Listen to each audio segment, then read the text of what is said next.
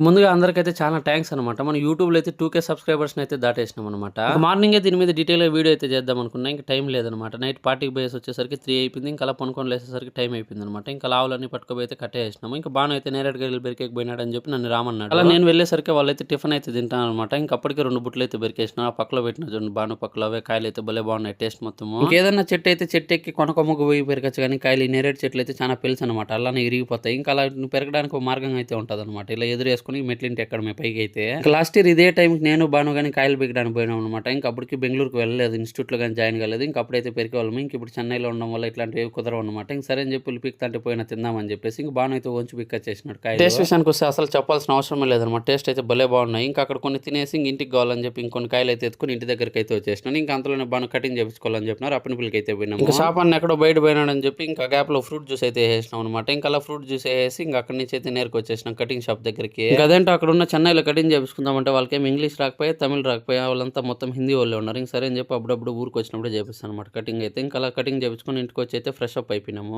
యూట్యూబ్‌లో అయితే 2,000 సబ్‌స్క్రైబర్స్ దాటిపోయినారు గానీ ఇంక ఇన్‌స్టాగ్రామ్‌లో అయితే ఇంకా పెండింగ్ అయితే ఉన్నారనమాట. అరౌండ్ 300 ఫాలోవర్స్ అయితే రావాలని మనం 2,000 దాటాలంటే. ఇంక తప్పకుండా అయితే ఫాలో కొట్టేయండి మనల్ని మర్చిపోకుండా. ఇంక యూట్యూబ్‌లో సబ్‌స్క్రైబ్ చేసిన వాళ్ళందరికీ థాంక్స్. ఇంకా సబ్‌స్క్రైబ్ చేయకుండా ఉంటే వెళ్లి సబ్‌స్క్రైబ్ చేసేయండి.